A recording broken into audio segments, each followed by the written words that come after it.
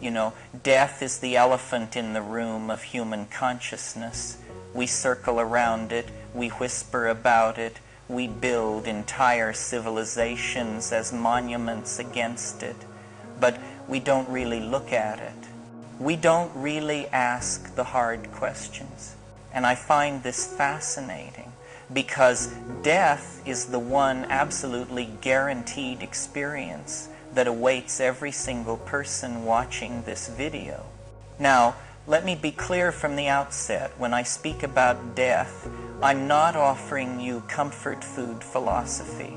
I'm not peddling some New Age reassurance that everything's going to be fine and you'll meet Jesus or Buddha or your dead grandmother in a tunnel of light. That's not my style. What I want to do is take you on a journey into some of the most peculiar, most challenging, and potentially most liberating ideas about what death might actually be. And how do I have the audacity to even discuss this? Well, I don't claim to have died and come back. I haven't had a near-death experience. What I have done is spend decades in the most profound, altered states of consciousness that chemistry and botany can provide. I've been to places that, if the shamans are correct, and I believe they may be, are very much related to what happens when you die. I've encountered beings, entities, presences that seemed more real than this room I'm sitting in. I've experienced time flowing backwards. I've felt my consciousness begin to dissolve into something larger, something that doesn't fit into the neat little box of the ego. And I've compared notes with shamans from the Amazon, with Buddhist practitioners, with the mystical traditions of multiple cultures. And you know what? There are patterns, there are themes that repeat across time and culture and chemistry. So let's start with the obvious. We're terrified of death. Western culture in particular has this pathological relationship with mortality. We've medicalized it, sanitized it, pushed it behind closed doors. Nobody dies at home anymore. We die in hospitals, managed by specialists, as if death were some kind of mechanical failure that simply needs better engineers to fix. And the religious answers? Well, they've lost their power, haven't they? We can't quite believe in heaven and hell the way our ancestors did. Science has shown us a universe of such vast indifference that the idea of a cosmic daddy figure judging your eternal destiny seems, frankly, provincial, childish. But science doesn't exactly offer comfort either. The materialist position is that you're just meat, organized meat, clever meat, meat that writes poetry and builds particle accelerators, but meat nonetheless. And when the meat stops working, that's it. Lights out. The show's over. Your consciousness, that sense of being you, that's just an epiphenomenon of neural activity. When the neurons stop firing, you don't go anywhere because there's no you to go anywhere. Now, I find this position to be extraordinarily unsatisfying. Not because I'm afraid of oblivion, I'm not, but because it doesn't account for the actual phenomenology of consciousness. It doesn't explain what it's like to be conscious. And more importantly, it doesn't take seriously the reports from multiple independent sources, shamans, mystics, psychonauts, who've peered over the edge and come back with remarkably similar stories. Here's what I think the problem is. We're asking the wrong questions. We're asking, is there life after death? As if death were some kind of doorway you either pass through or you don't. But what if death isn't a doorway? What if it's a transformation? What if it's the ultimate psychedelic experience. You see, taking psychedelic plants and spending your life studying esoteric philosophy in altered states, this is basically a meditation on death. The Tibetan Buddhists understood this. The whole Bardo Thodol, the Tibetan Book of the Dead, is an instruction manual for navigating death. And what do they say? They say the purpose of life is to familiarize yourself with the after-death body so that the act of dying will not create confusion in the psyche. That's profound. The purpose of life is to prepare for death, not in some morbid way, but in a way that recognizes death as potentially the most important experience you'll ever have. Now, let me tell you about DMT, dimethyltryptamine, the most powerful psychedelic known to science. It's found naturally in hundreds of plants. It's found in your brain. Your pineal gland may be producing it right now. And when you smoke it, when you inhale that peculiar plastic-smelling smoke and take it deep into your lungs, something happens that completely overturns every assumption you've ever had about the nature of reality. You pass through a membrane. That's the only way I can describe it. There's a kind of chrysanthemum of orange and yellow light that's rotating, and you're pushed through it or pulled through it, and suddenly you're somewhere else. And this place is inhabited. This is the challenging part. This is what makes DMT different from every other psychedelic. It's not just that you're seeing colors or having profound thoughts or experiencing ego death. You're encountering beings, entities, others. I've called them self-transforming machine elves. Others have called them jeweled beings or insectoid entities or clowns or alien intelligences. But whatever you call them, they're there, and they're consistent. Talk to anyone who smoked DMT, and by that I mean a sufficient dose, a breakthrough dose, and they'll tell you about the entities. These beings seem to be expecting you. They're delighted that you've arrived. They perform for you these incredible displays of geometric light and meaning that seem to be both linguistic and visual simultaneously. They show you things. They communicate, though not in words exactly. And then, after about 5 minutes of external time, though it feels like an eternity, you're pulled back through the membrane and you're sitting in your room again, completely sober, trying to integrate what the hell just happened to you. Now, here's where it gets interesting from the perspective of death. Because shamans, traditional practitioners from cultures around the world, they've been working with DMT-containing plants for thousands of years. Ayahuasca, the vine of the dead, contains DMT. And what do the shamans say about these beings? They say they're ancestors. They say they're dead people. They say that what you're encountering in the DMT space is the ecology of souls, the realm where human consciousness goes when it's not bound to a body. And you know what? I think they might be right. Let me present a hypothesis. It's not proven. It can't be proven with the tools of science as currently configured, but it has a certain explanatory power that I find compelling. What if consciousness is not produced by the brain?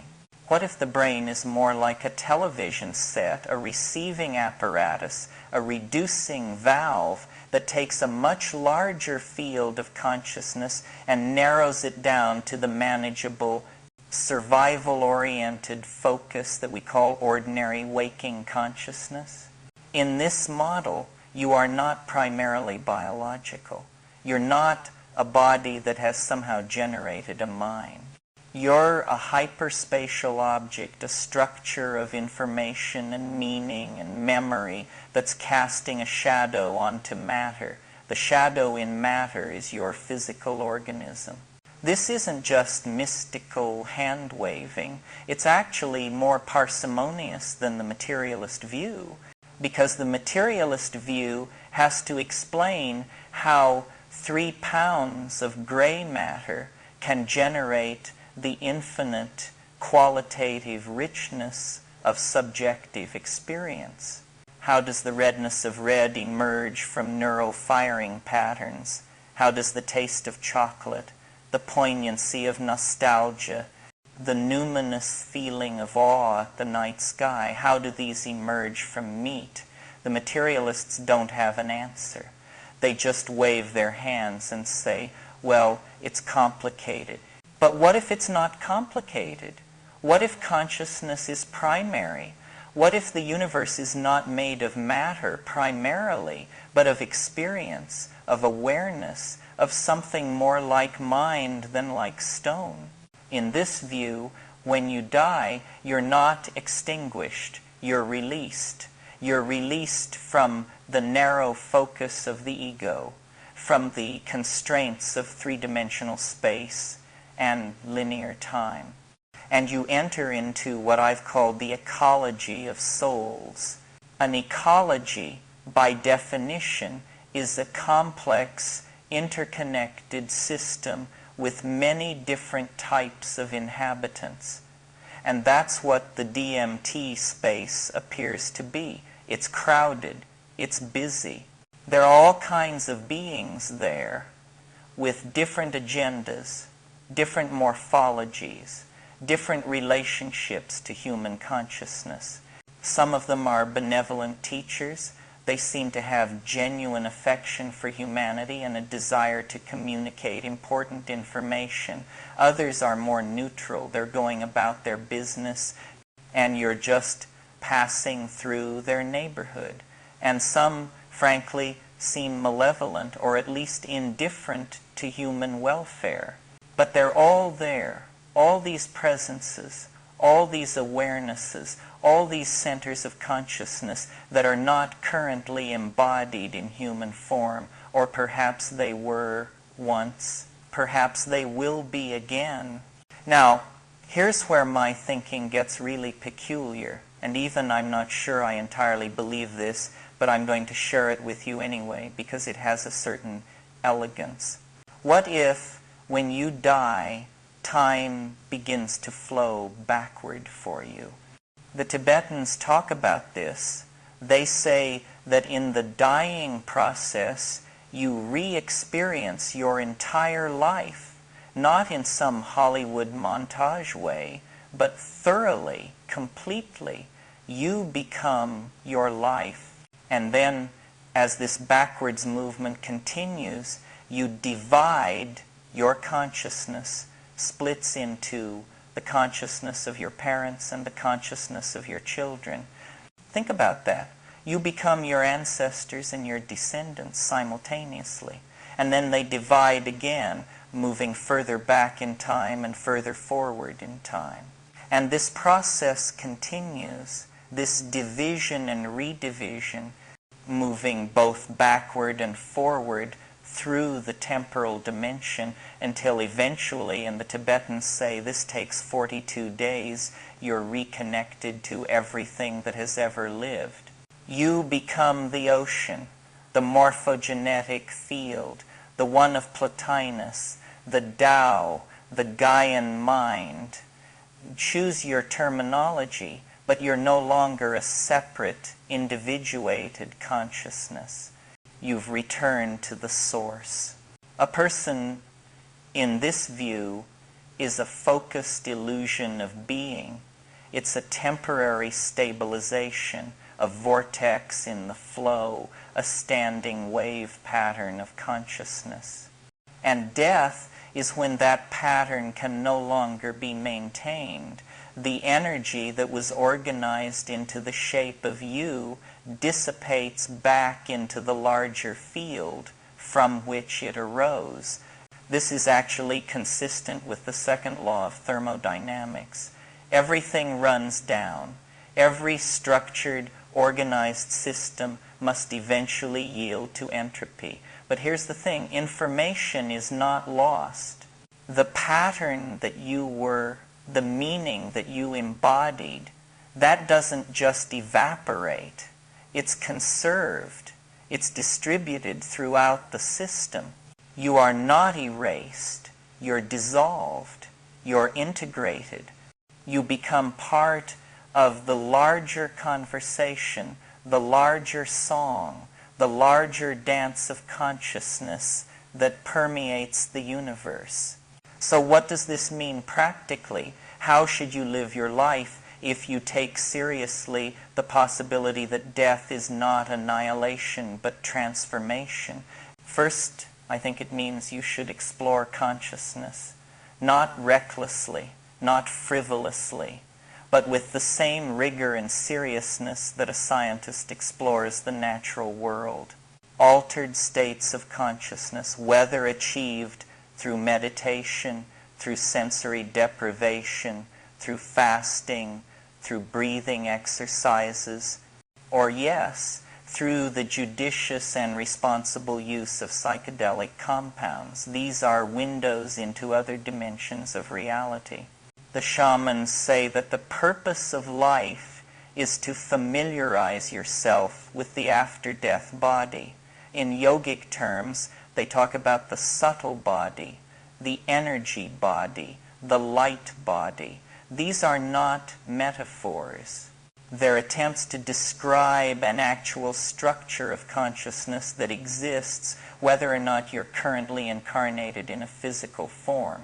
And you can become aware of this structure. You can explore it. You can strengthen it. This is what meditation is really about. This is what yoga is really about. Not getting better abs or reducing stress, though those are nice side effects, but actually preparing yourself for the dissolution of the ego at death. Because here's the thing, if you've never experienced ego death in life, if you've never had that experience of your sense of self dissolving, then when it happens at biological death, it's going to be terrifying. It's going to feel like you're being annihilated. And in that terror, in that panic, you might grasp at things. You might try to hold on to a sense of separate selfhood, and that grasping, according to the Buddhist understanding, is what causes you to reincarnate. You come back, you take another form, the wheel keeps turning. But if you've practiced dying in life, if you've let the ego dissolve repeatedly in meditation or in carefully structured psychedelic sessions, then when biological death comes, you recognize it. You've been here before. You know what to do. You can let go. You can merge with the light. The Tibetans are very explicit about this. The Bardo Thodol is full of instructions. When you see this light, merge with it. When you encounter these wrathful deities, recognize them as projections of your own consciousness. Don't be afraid. Don't grasp. Let go. This is the esoteric knowledge. This is what the mystery schools were really teaching. Not some supernatural fairy tale, but a practical technology for navigating the death experience. But let me come back to the entities, because this is really the crux of the matter. The DMT beings, the machine elves, the ancestors, whatever you want to call them. I've wrestled with this question for decades. What are they? Where are they? Are they real in some objective sense, or are they somehow generated by the psychedelic compound interacting with the human nervous system? And you know, I've come to think that this is a false dichotomy, because what does it mean for something to be real? The entities are encountered, they're experienced, they communicate. They have apparent autonomy. They don't do what you expect or want them to do. From a phenomenological perspective, they're absolutely real. Now, are they physical entities living on some planet in another galaxy who are somehow beaming information into our brains when we smoke DMT? I don't think so. That's too literal, too three-dimensional. Are they autonomous beings inhabiting a parallel dimension that DMT allows us to access? This is more interesting. This is what the shamans believe. And I'm not willing to dismiss it out of hand. Or are they human souls, dead people, ancestors in some genuine sense? This is the hypothesis I find most compelling in service of parsimony. Because if you look at shamanic traditions around the world, iboga ceremonies in Africa for contacting ancestors, ayahuasca as the vine of the dead in the Amazon, the Celtic traditions of the spirit world being all around us but only visible in certain states, there's a consistent theme. These plant medicines allow you to commune with the dead. And why shouldn't they? If consciousness survives death, if it's not destroyed but merely released from the body, then it's got to be somewhere. It's got to have some mode of existence. And that mode of existence might be precisely this DMT space, this hyperdimensional realm that feels more real than real when you're in it. The entities are teaching us something. And what they're teaching, this is reported over and over again by people who've had breakthrough DMT experiences, is that love is primary, that creativity is essential. That consciousness is the fundamental stuff of the universe, that we're all connected in ways that the ego can't comprehend, that death is not the end. These are the messages coming back from the other side, and they're eerily consistent across thousands of different people, different contexts, different cultures. There's something else I want to make clear. If you're truly psychedelic, the difference between living and dying becomes quite immaterial. And I mean that both ways. The ego is a construct. It's a necessary construct for navigating three-dimensional space and linear time, but it's not fundamental. The ego is what tells you that you're separate from everything else, that you end at your skin, that when your body dies, you die. But this is an illusion, a useful illusion, but an illusion nonetheless. In deep psychedelic states, the ego dissolves. You experience directly that you are not separate. You are continuous with everything around you. You're the room, you're the music, you're the person sitting next to you, you're the entire universe experiencing itself from one particular perspective. And when you come back from that experience, when the ego reconstitutes itself, you remember, you know that the ego is optional. You know that your true nature is something much larger, much more fundamental. This is what the mystics have been saying for millennia. Tati vamasi, thou art that. You are not your ego. You are the Brahman, the ground of being, the unified field of consciousness that underlies all existence. So when biological death comes and the ego can no longer be sustained, what's actually being lost? Only the illusion of separation, only the narrow focus, the limited perspective, the sense of being an isolated individual. What remains is what you always were, consciousness itself, temporarily forgetting its own nature, temporarily pretending to be a separate self, and now remembering, now returning home. Now, I want to address something head on. Some of you are thinking, this is just wishful thinking. This is just fear of death dressed up in psychedelic language. And you know what? Maybe. I can't prove any of this. I can't run an experiment that would satisfy a materialist scientist. The after-death body, if it exists, doesn't show up on an EEG. The ecology of souls doesn't register on instruments designed to measure physical phenomena. But here's what I can say. The materialist view is also unfalsifiable. You can't prove that consciousness is extinguished at death. You can only assert it as an article of faith based on a philosophical commitment to materialism. And materialism is in trouble. Quantum mechanics has shown us that the observer plays a fundamental role in determining the nature of physical reality.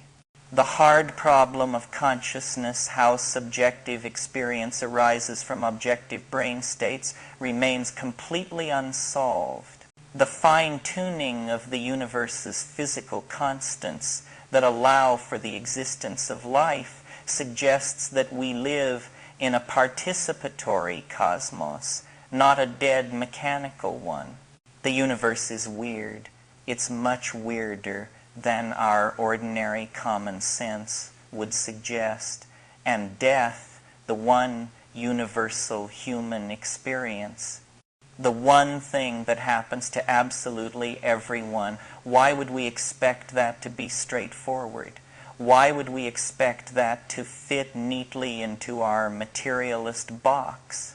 My position is this. I don't know what happens when you die. Nobody knows.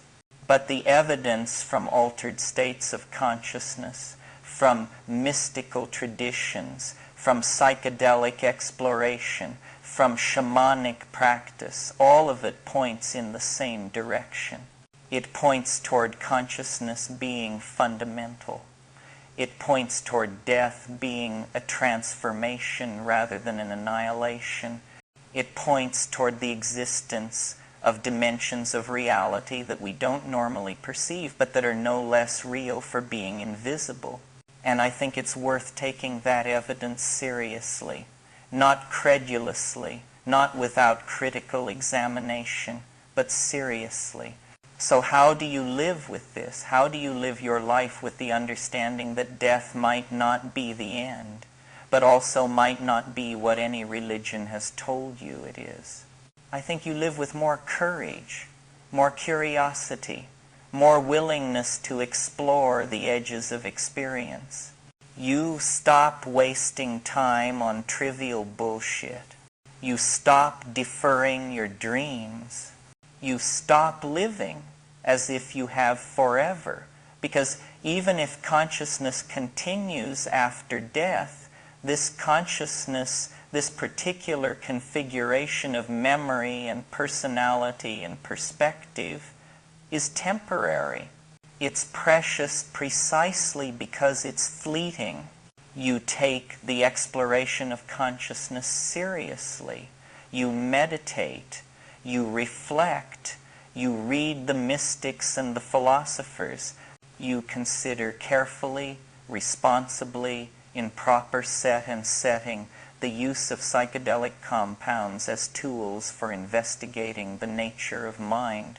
You treat other people with more compassion, because if we're all part of this larger ecology of consciousness, if we're all ultimately connected, then harm done to another is harm done to yourself. You become less attached to material possessions, to status, to all the things that the ego craves, because you recognize these as distractions from what's really important, the quality of your consciousness, the depth of your awareness, the authenticity of your presence, and you become less afraid. Not because you've convinced yourself that everything's going to be okay, but because you've touched something that's deeper than the ego, something that knows it's part of a larger story, a larger process, a larger unfolding. When I think about dying, what surprises me is how much of the future I regard as history, how I don't want to miss it. There's so much happening, so much becoming, so much novelty entering the world. And yes, I'll die before I see how it all turns out, but you know what? That's okay. Because if even a fraction of what I've been talking about is true, death is not the end of the story. It's just the next chapter. Look, I'm not trying to convince you of anything. I'm not selling salvation. I'm not offering certainty. What I'm offering is a perspective, a way of thinking about death that takes seriously the most profound experiences that human consciousness can have. The materialist view says you're an accident, a brief flicker of awareness in an indifferent universe destined for oblivion. The religious view says you're a soul being judged by an external deity, destined for reward or punishment.